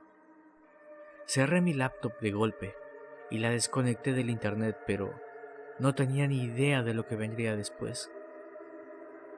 Llegué a verla por 2 meses, 2 malditos meses a diario, a cada sitio al que iba y afuera de mi casa. Ya no soportaba esa maldita sonrisa. Lo peor de todo es que cuando se lo contaba a alguien no me creía, ya que no veían a nadie. Incluso mis amigos se reían y hablaban a mis espaldas.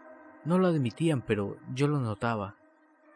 Si estaban jugándome una broma con eso, era la más cruel que habían hecho conmigo. Un día me cansé, estaba harto de todo el acoso de esta estúpida niña y la encaré. ¿Por qué me sigues? ¿Quién eres?, le pregunté. La pequeña amplió más su sonrisa, a tal punto de que ya no parecía humana. Tus pecados de vidas pasadas, respondió, e inmediatamente se echó a reír de una manera tan escalofriante que salí corriendo del lugar, porque sentía que mi corazón iba a explotar y me iba a morir de miedo en ese mismo lugar. 6 meses han pasado, 6 largos e insoportables meses y nadie me cree. La niña me estaba volviendo loco, ya estaba exhausto de todo, y tomé una decisión.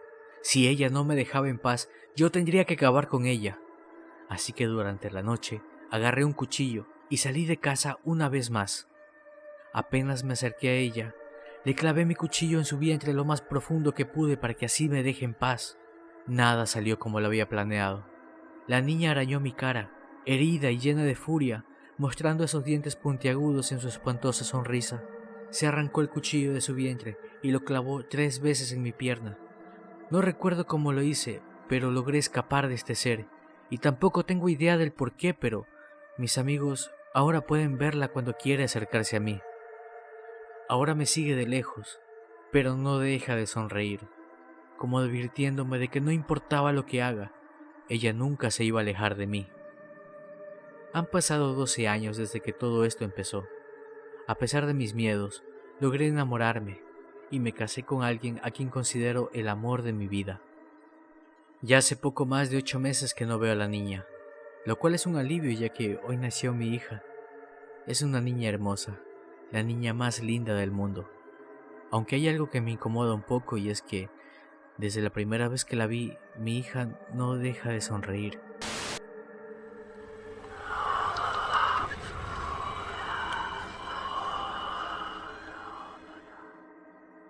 En todas partes hay un cuento o leyenda de terror relacionado a tu comunidad.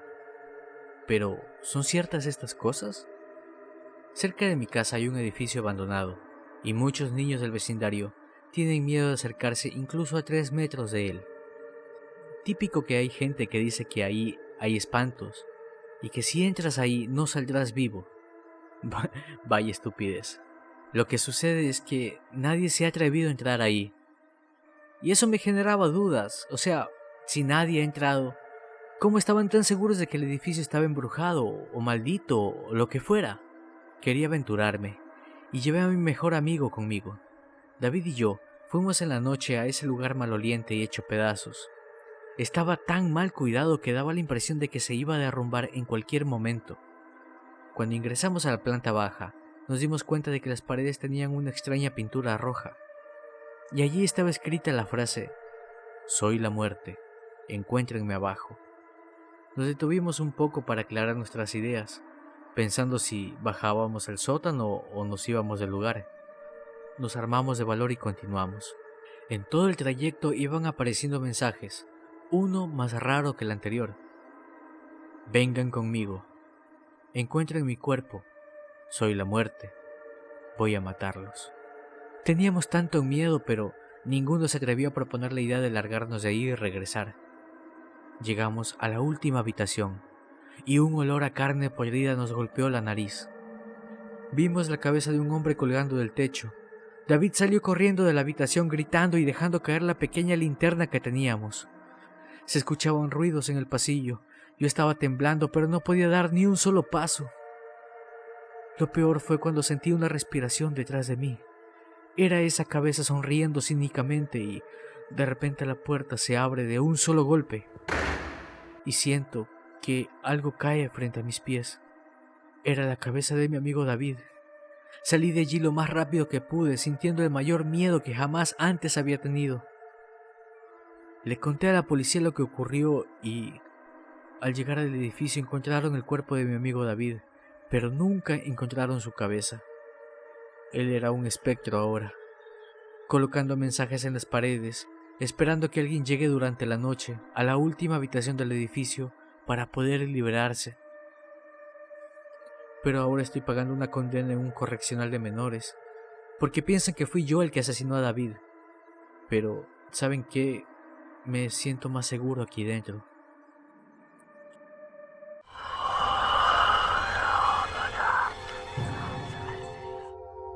Elena estaba segura de pocas cosas en la vida. Sin embargo, de nada estaba más convencida del profundo odio que tenía por su madre. Solo de pensar en esa mujer, que supuestamente debía significar el mundo para ella, le producía un dolor de cabeza muy grande y una sensación de cólera que tardaba en irse varios minutos, a veces horas. Quizás no era para menos, puesto que la madre de Elena era una persona desagradable, de lengua hiriente y a quien poco o casi nada le importaba otra persona que no fuese ella misma, aunque ella clamaba que sentía un amor muy grande por su hija. Pero la mujer, además de todo, tenía un demonio propio, que la convertía en un ser torpe y agresivo, que se apoderaba de su cuerpo y de su mente en las situaciones más diversas. Ese demonio venía envasado en una botella de vidrio, la cual al terminarse, venía seguida de otra y otra más. La pobre Elena no podía llevar la cuenta de cuántas veces llevó a su madre al hospital, ya que había bebido en exceso. Incluso en una ocasión se abrió la cabeza contra un mueble. La cantidad de noches que tuvo que dormir con un bate bajo la cama para protegerse de su madre si se ponía violenta, la cantidad de insultos que tuvo que aguantar. Ya teniendo 17 años, la pobre chica ya había vivido mucho más de lo que le hubiese gustado vivir. Elena recordaba a menudo a su padre, que hace 5 años falleció en un accidente de auto. Se sentía sola, sentía como si el peso del mundo recayese sobre sus delgados hombros. Acostada sobre su cama y mirando el techo pensativa, cada noche fantaseaba con encontrar una salida de aquel infierno. Tenía un sinfín de pensamientos prohibidos, pantuflas que se enredaban en las escaleras, fugas de gas que eran descubiertas por cigarros encendidos. Estos pensamientos nunca iban más allá de su mente, y eran borrados por los golpes de una silla al caer, un vaso que se rompía, o gritos de palabras mal articuladas que salían de esa lengua trabada y pastosa que aparece después de la cuarta copa. Las lágrimas no dejaban caer de los ojos de Elena, dejando su pálida piel enrojecida mientras sus manos empezaban a temblar, y un monstruo violento y voraz golpeaba su pecho intentando salir. Aquí vamos de nuevo, pensaba entre sollozos mientras ponía el seguro a la puerta y colocaba sus audífonos con música muy alta para apagar el sonido exterior. Si había algo que Elena odiaba más que a su madre, era su propia vida. Regularmente el ruido se apagaba en 1 hora, para luego tener que bajar a revisar los daños que habían ocurrido. Un plato roto, el televisor en el piso, una alfombra vomitada, eran los favoritos de su madre. Pero la imprudente mujer jamás recibió heridas serias.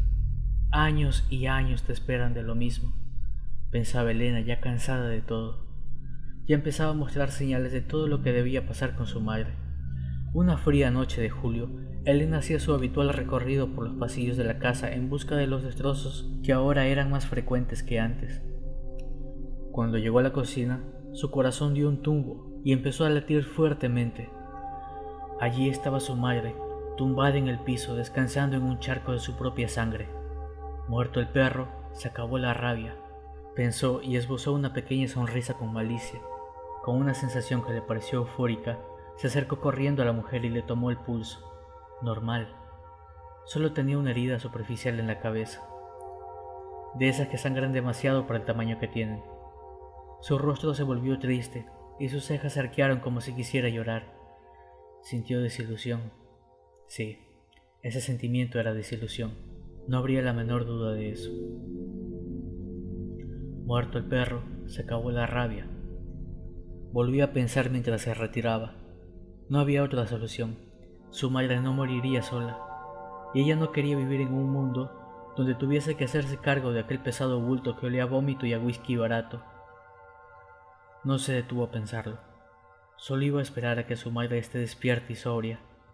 Quería que su madre tuviese el nivel de conciencia suficiente para que comprendiera lo que estaba ocurriendo, ya que era su culpa todo lo que ella tenía que pasar. Esa noche no pudo dormir. Su cuerpo se estremecía de la emoción al pensar que pronto todo su sufrimiento iba a terminar.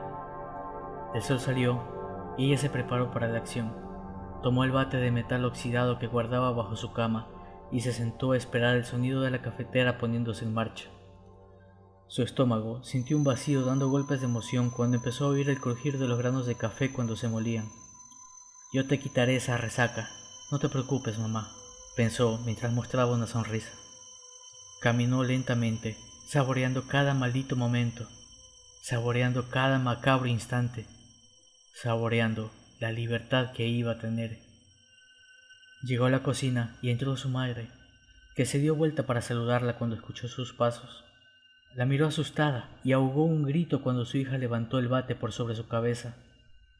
Elena descargó con toda su rabia el bate contra la piel y sintió como los huesos crujían y se rompían. Lo levantó y lo volvió a bajar con una fuerza sobrehumana una y otra vez, en cada lugar en el que tenía una oportunidad. Los brazos y las piernas eran los lugares a los que menos le costaba atinar. El placer era inmenso.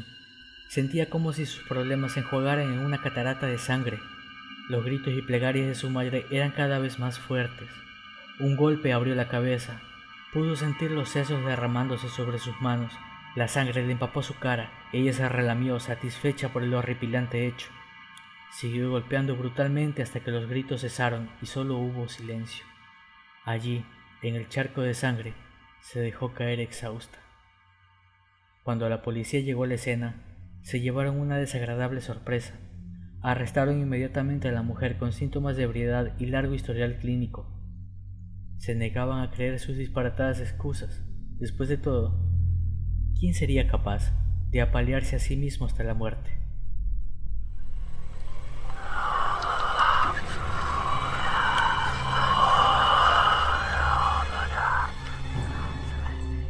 En junio de 1972, una mujer apareció en el hospital Cedar Sinai vestida solamente con una bata blanca cubierta de sangre.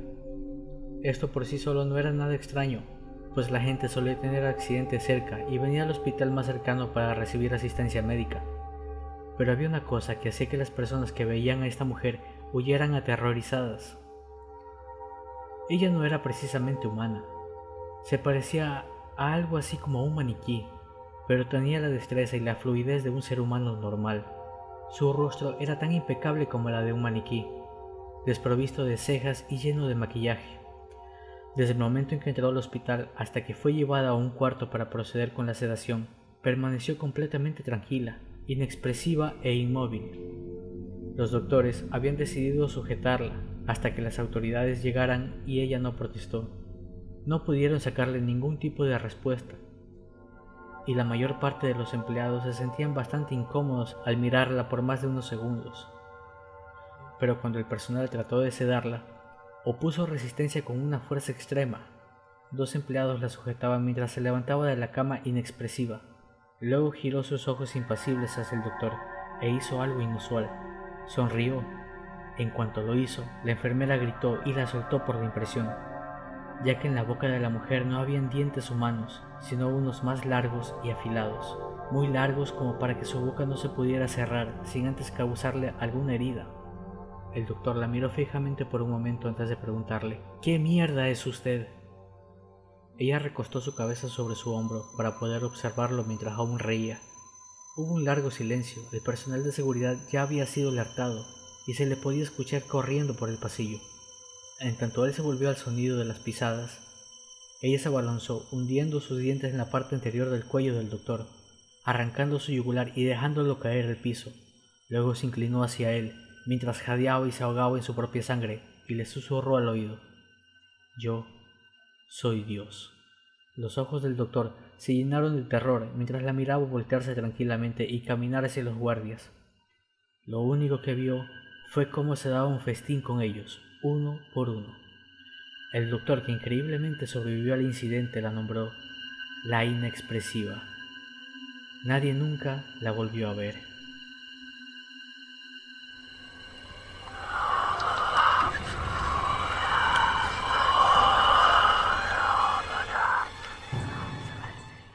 Está demostrado científicamente que las personas que aparecen en nuestros sueños no son totalmente desconocidas, sino personas que hemos visto a lo largo de nuestra vida.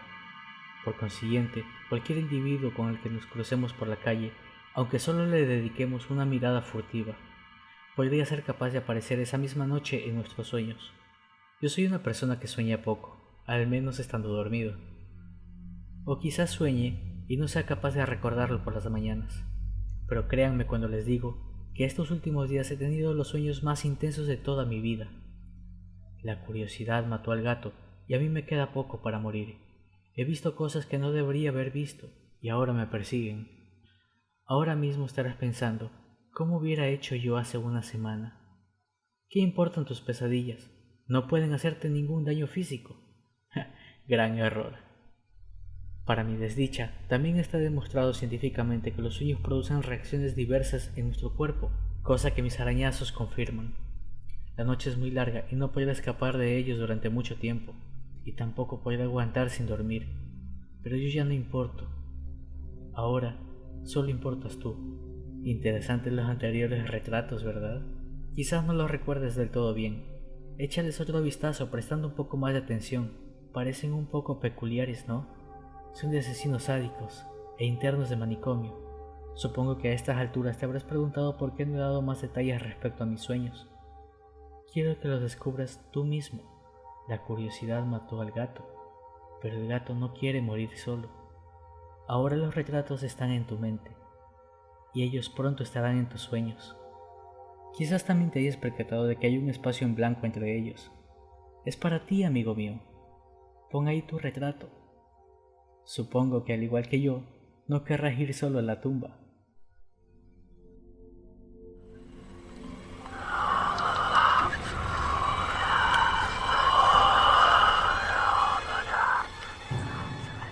Me encontraba a solas en mi habitación cuando escuché la voz, profunda y distorsionada, que provenía de debajo de mi cama.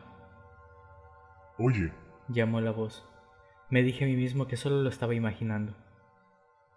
oye, niño. Repitió. Me llevé las rodillas a mi pecho y agaché la cabeza por debajo de las sábanas, tratando de bloquear la voz y el viento frío que soplaba desde la ventana, agitando las cortinas. ¿Quién eres?, pregunté. Soy el monstruo bajo tu cama. O sea, ¿eres real? ¿A qué te refieres? Por supuesto que soy real. ¿Y tienes nombre? Por supuesto que tengo un nombre. Ah, ¿y cuál es? Frank. ¿Frank? Sí. ¿Qué tiene de malo? Nada, es decir, no sé, solo que no es muy monstruoso. Pues mis padres no querían que me convirtiera en un monstruo. ¿En serio? ¿Qué querían que fueras? Un dentista. Eso es gracioso, contesté sintiendo cómo empezaba a sonreír. ¿Qué quieren tus padres que seas? No lo sé. Oye, Frank, ¿Sí? ¿no vas a tratar de como de asustarme o algo? ¿Qué? ¿Por qué haría eso? Bueno, eres un monstruo, ¿no? Pues sí, por supuesto que lo soy, pero eso no significa que asusto a niños pequeños. Pero pensé que ese era tu trabajo. Mi trabajo es asustar a personas, pero solo las personas malas. ¿Soy una persona mala? No, pero no es a ti a quien vengo a asustar, ¿A quién has venido a asustar? al hombre de tu armario. La piel de mis brazos me hormigueó. Quería preguntarle a él a qué se refería, pero me quedé callado cuando escuché un crujido que provenía del armario. La puerta rechinó cuando se abría y pude escuchar pisadas suaves acercándose a mí. No me atreví a echar un vistazo a través de las sábanas. Las pisadas se detuvieron y noté una respiración pesada a mi lado. Apreté mis ojos con fuerza. El santuario cálido de mis sábanas desapareció de un tirón. Abracé mis brazos alrededor de mis rodillas y me preparé para lo peor. Un grito partió el aire nocturno, seguido por el sonido de vidrio quebrado. Abrí mis ojos sutilmente y descubrí un cuchillo que yacía en la alfombra junto a mi cama. La hoja destellaba bajo la luz de la luna. Mis padres se apresuraron a mi habitación y me preguntaron lo que había pasado, pero no sabía qué decirles, solo que alguien se había escondido en el armario y que había saltado por la ventana. Mis padres llamaron al 911 y la policía llegó de inmediato. Arrestaron a un hombre llamado Gary Thompson, que estaba corriendo por la calle a unos bloques de distancia. Estaba cubierto en sangre y vidrio roto. Encontraron el auto abandonado de Gary en nuestra propiedad, y dentro de este había cinta adhesiva, cuchillos, barbitúricos y una cámara de video. Según me contaron, el abogado de Gary alegó demencia. Actualmente Gary está encerrado en una institución psiquiátrica estatal para criminales. Nunca volví a saber de Frank el monstruo, pero el detective que estuvo a cargo del caso nos dijo que Gary duerme en el suelo de su celda. Les dice a todos los doctores que está aterrado del monstruo bajo su cama.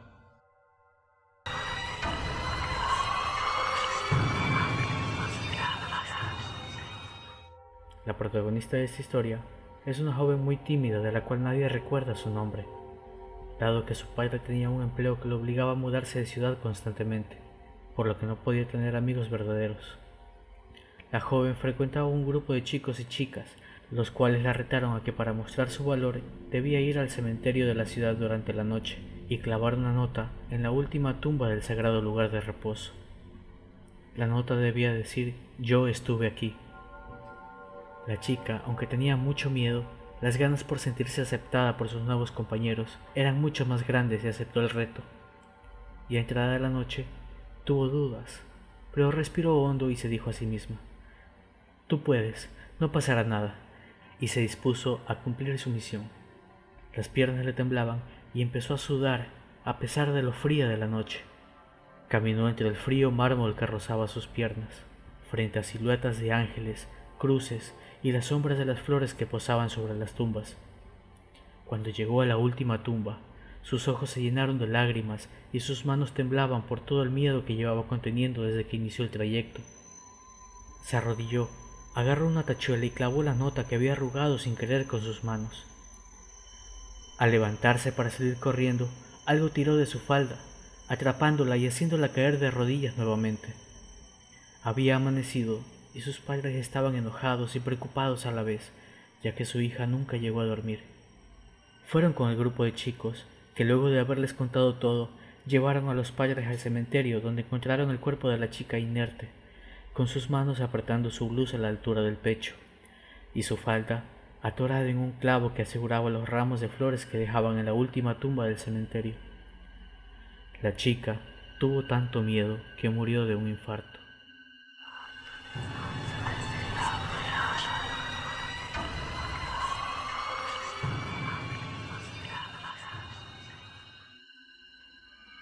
Un matrimonio tenía una sola hija, y aunque la querían con todo su corazón, tenían que dejarla muchas horas sola, ya que se trataba de personas muy importantes en el mundo de la política y su vida era muy ajetreada.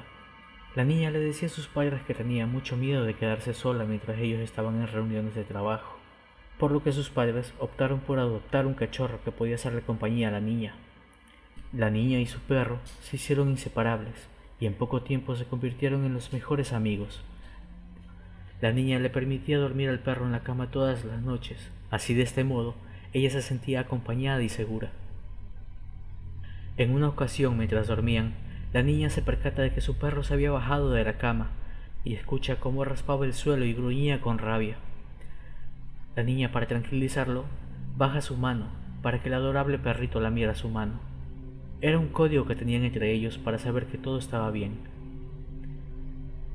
Al día siguiente, la niña pegó un grito desgarrador al ver que su mascota estaba asesinada en un charco de sangre y escrito en la pared con la misma sangre del can: "No solo los perros lamen". Cuando encontraron a la niña, ésta estaba en posición fetal, llorando y abrazando una almohada, mientras preguntaba a gritos quién había chupado su mano. Cuenta la leyenda que la niña acabó enloqueciendo.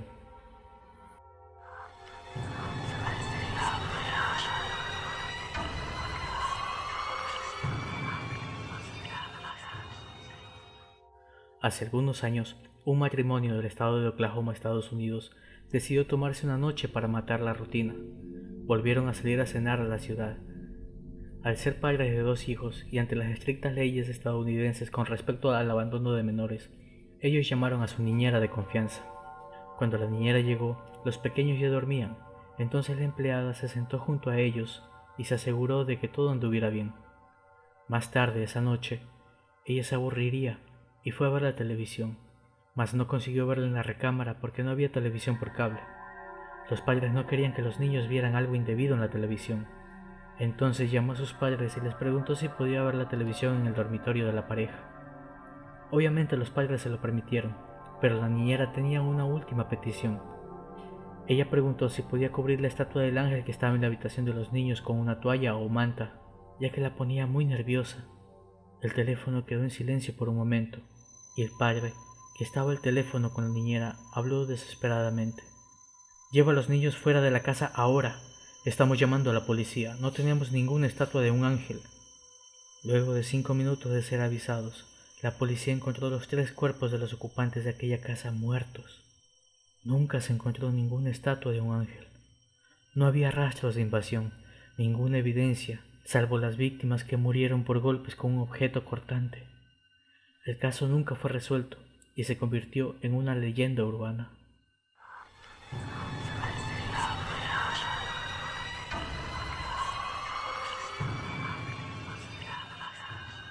En Berlín, tras el fin de la Segunda Guerra Mundial, el dinero escaseaba, los suministros se agotaban y parecía que todo el mundo moría de hambre.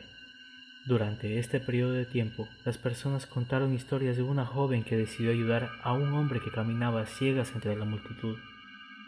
La leyenda cuenta que ambos comenzaron a conversar y el hombre le preguntó si podía hacerle un favor. ¿Podrías entregar esta carta en la dirección escrita en el sobre por mí? Bueno, contestó ella. El lugar le quedaba de camino a casa, por lo que ella aceptó sin más. La chica comenzó su camino para entregar el mensaje, cuando ella notó algo en la dirección, un número que no podía distinguir. No sabía si se trataba de un 4 o de un 9. Se volvió de nuevo hacia el hombre ciego y se dio cuenta de que había emprendido una huida entre la gente sin sus gafas oscuras ni su bastón, como si estuviera huyendo. Ella, por supuesto, encontró aquella actitud sospechosa, y en cambio de ir a casa, fue a la policía. La policía, que tenía sospechas de que algo estaba pasando en la región por los incidentes registrados, visitó la dirección para comprobar si existía alguna conexión con sus sospechas. Una vez allí, hicieron un descubrimiento aterrador. 3 carniceros cortaban carne humana y la vendían a la gente hambrienta por un precio amigable. ¿Sabes lo que había en la carta que el hombre le dio a la joven? Una nota que apenas se limitaba a decir: «Esta es la última que les mando para ustedes hoy». Gracias por haberte quedado hasta el final del video. Si te gustan las historias de terror y los casos reales, suscríbete si aún no lo has hecho y activa la campana de notificación para que no te pierdas el próximo video. Con esto me despido. Yo soy Top Secrets. Hasta pronto.